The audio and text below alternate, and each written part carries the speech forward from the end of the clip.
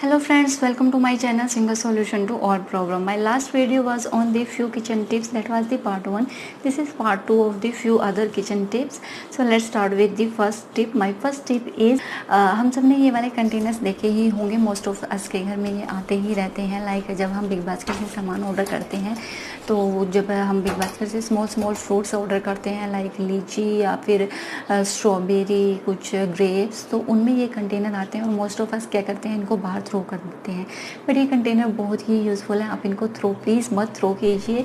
ये बहुत ही अच्छे हैं. आप इनको अपने फ्रिज को ऑर्गेनाइज़ करने के लिए बहुत ही अच्छे से यूज़ कर सकते हैं. लाइक देखिए, मैंने इसमें ये भिंडी स्टोर कर रखी है, ये मैंने टोमेटो स्टोर कर रखे हैं और ये मैंने इसमें अपनी चिली स्टोर कर रखी हैं. बिलीव मी गाइज, ये चिलीज़ 2 वीक्स ओल्ड है और ये 2 वीक्स ओल्ड है. ये मैंने 2 वीक्स पहले परचेज़ करी थी और स्टिल देखिए कितनी फ्रेश हैं ये. बट अगर आप इसको सिंपल पॉली बैग में स्टोर करते हैं ना, तो वो मोस्ट ऑफ दी जो नीचे वाली होती है वो तो ख़राब ही हो जाती है. और ये देखिए, ये 2 वीक्स पुरानी चिलीज़ हैं और अब तक भी कितनी फ्रेश पड़ी हैं. कोई कह नहीं सकता इनको देखिए कि ये 2 वीक्स पुरानी चिलीज़ हैं. और ये टमाटोज़ देखिए, टमाटोज़ तो around I think 2-3 weeks old हैं और स्टिल देखो कितनी फ्रेश हैं. सो ये हैं बिग बास्केट कंटेनर्स जो हम मोस्ट ऑफ अस थ्रो कर देते हैं बार. बट आप इसको बहुत ही अच्छी तरह से अपने फ्रिज को ऑर्गेनाइज़ करने के लिए यूज़ कर सकते हैं. और इसमें आपका जो मटेरियल है वो भी बहुत अच्छे से फ्रेश रहेगा और आपका फ्रिज भी बहुत अच्छे से ऑर्गेनाइज हो जाएगा. माय नेक्स्ट टिप इज़, हम जो आटा यूज़ करते हैं रोटी बनाने के लिए, जो सूखा आटा यूज़ करते हैं लाइक जिसको हम प्लेथन कहते हैं, तो आप कोशिश कीजिए कि इस आटे को आप मेन आटे से सेपरेट ही रखें और अपने मेन आटे के साथ कभी भी मिक्स ना करें. इनफैक्ट आप इसको अपने नेक्स्ट डे के आटे में जब आप आटा बनाने लगते हैं, गूँथने लगते हैं, उस आटे में मिक्स कर लें और नया प्लेथन निकाल लें. अगर आप इसको प्लेथन को अपने मेन आटे में मिक्स कर देते हैं तो ये one of the main reason होता है आपके आटे का ख़राब होने का. जैसे कि आटे में आपके कीड़े पड़ जाते हैं या फिर वो रेड से इंसेक्ट्स आ जाते हैं, तो ये वन ऑफ द मेन कारण होता है उनमें आपके आटे में ये होने कीड़े होने का. क्योंकि इस आटे में हम अपने गीले आटे को टच करते हैं, जिसकी वजह से इस आटे में एक मॉइस्चर आ जाता है और वही मॉइस्चर अगर हम इसको अपने मेन आटे के साथ मिक्स कर देते हैं तो वो उसमें ट्रांसफ़र हो जाता है और वो भी उसमें मॉइस्चर की वजह से ये इंसेक्ट्स पैदा हो जाते हैं. So try to avoid this. My next tip is, अगर आप भी अपने खाने में ग्रीन चिलीज़ यूज़ करते हैं और उसका पहले से ही पेस्ट बना के रखते हैं, तो मैं आपको एक टिप देना चाहूँगी कि आप उसका एक बहुत ही बारीक पेस्ट बना के मत रखिए ग्राइंडर में. क्योंकि अगर आप बहुत ही बारीक पेस्ट बना के रखेंगे तो जो उसका लिक्विड है, जो जूस है ग्रीन चिलीज़ का, वो मेन चिलीज़ से सेपरेट हो जाता है, जिसकी वजह से जो जूस है वो ऑक्सीडाइज हो जाता है और जो ग्रीन चिली के आप बहुत ज़्यादा बेनिफिट्स लेना चाहते हो अपनी हेल्थ के लिए, वो आपको कंप्लीट नहीं मिल पाते. And the another thing is, ये बहुत ही जल्दी ख़राब हो जाता है. इंस्टेड ऑफ आप उसको कंप्लीट एक बिल्कुल बारीक पेस्ट बनाने की बजाय आप उसको रफली चॉप कीजिए, तो आप उसके लिए एक एस टाइप का ब्लेंडर यूज़ कर सकते हैं. देखिए मेरे पास है जो ब्लेंडर है, ये बॉश का है.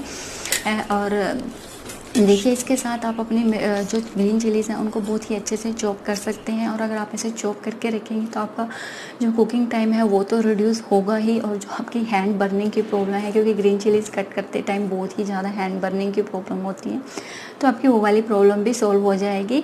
और आपको इस तरह से मिर्ची को रफली चॉप करके रखना है, जिसकी वजह से उसका जो जूस है वो बिल्कुल भी सेपरेट नहीं होगा और ये बिल्कुल भी जल्दी ख़राब नहीं होगी. उसके बाद इसको आपको एक एयर टाइट कंटेनर में स्टोर कर लेना है. ये देखिए मेरे पास ये एक कंटेनर है, तो मैं इसको इसमें स्टोर कर लूँगी. मैं आपको एक ये भी सलाह देना चाहूँगी कि आप बहुत ज़्यादा चिलीज़ का पेस्ट एक साथ बना के मत रखिए, क्योंकि वो ऑक्सीडाइज हो जाता है और वो जल्दी ख़राब हो जाता है. तो आप इतना ही पेस्ट बना के रखिए कि वो आपका विदिन 1 वीक कंज्यूम हो जाए. और अगर आपके पास इस टाइप का ब्लेंडर नहीं है, आप ग्राइंडर ही यूज़ करना चाहते हैं, तो मैं आपको बताना चाहूँगी कि आपको ग्राइंडर को जस्ट 1 टाइम ही रोटेट करना है, जिससे जस्ट वो चॉप होएं, मीन्स बिल्कुल फाइन पेस्ट ना बने. और अगर आपके पास ग्राइंडर भी नहीं है तो आप ये इस टाइप की हैंड मशीन परचेज़ कर सकते हैं. ये भी बहुत अच्छी है. बहुत अच्छे से आप इसके साथ अपनी चिलीज़ को या ऑनियन को, टमाटो को बहुत अच्छे से क्रश कर सकते हैं. इट इज़ लाइक दी जो ग्रास कटिंग मशीन होती है, ये उसके एक स्मॉलर वर्जन है. आप इसको ऐसे हैंड के साथ रोटेट कर सकते हैं. So this is my third tip. Next is my fourth tip. Fourth tip is related to saving of the water. हम मोस्ट ऑफ अस में क्या हैबिट होती है कि हम फ्रेश वाटर को चेक करते हैं कि फ्रेश वाटर आया है नहीं आया, और फिर हम फ्रेश वाटर की जो टैप है उसको एज इट इज़ खुला छोड़ देते हैं कि जब फ्रेश वाटर आएगा तो मुझे पता चल जाएगा. But most of the time क्या होता है कि जिस टाइम फ्रेश वाटर आता है हम घर पे होते ही नहीं हैं, या कहीं बाहर चले जाते हैं, या हम सो रहे होते हैं, और बहुत सारा billions of gallons of water ऐसे ही बह जाता है नाली में, जो आई थिंक बहुत ही बैड है. और ये आपके लिए भी बहुत ही बुरा है, क्योंकि समटाइम आपने टैप खोल दिया, ये तो आपको पता, आपने खोल तो दिया टैप, पर आप जब बाहर जा रहे हो आपको ये पता ही नहीं है कि टैप खुली है. और मे बी आप 2-3 डेज़ के लिए बाहर चले जाते हो, 2-3 डेज़ के लिए दिन में 3 टाइम्स जो फ्रेश वाटर आ रहा है वो आपके घर में ऐसे ही चल रहा है, और इनकेस जो ड्रेनेज पाइप है उसमें कुछ ब्लॉकेज होगी तो सारा पानी आपके घर में ही भर जाएगा, और ये बहुत ही बैड होगा आपके लिए. तो मैं आपको एक यही टिप देना चाहूँगी कि जैसे ही आप फ्रेश वाटर को चेक करने के लिए टैप खोलें तो उसको साथ के साथ बंद कर दें. इट्स बेटर कि आप एक टाइम नोट कर लें कि इस टाइम पे फ्रेश वाटर आता है, बजाय कि टैप को खुला छोड़ने के लिए. इससे बहुत सा वाटर सेव हो जाएगा. So this is my fourth tip. And my fifth tip is, जब हम टी स्टेन कर रहे होते हैं तो जो टी स्टेनर है हम उसको प्लेट के ऊपर रख देते हैं, गरम प्लेट के ऊपर, जिससे जो हमारा स्टेनर है, क्योंकि प्लेट गरम होती है और हमारा जो स्टेनर है वो नीचे से जल जाता है. सो इस चीज़ को अवॉइड करने के लिए मैं आपको ये टिप देना चाहूँगी कि उस स्टेनर को आप गरम प्लेट पे रखने के बजाय आप किसी और कप पे रख दीजिए, अगर आपको और भी चाय स्टेन करनी है. और अगर आपको और चाय स्टेन नहीं करनी तो आप उस स्टेनर को डायरेक्ट अपने सिंक में डाल दीजिए. इससे आपका स्टेनर भी ख़राब नहीं होगा और आपकी प्लेट भी ख़राब नहीं होगी.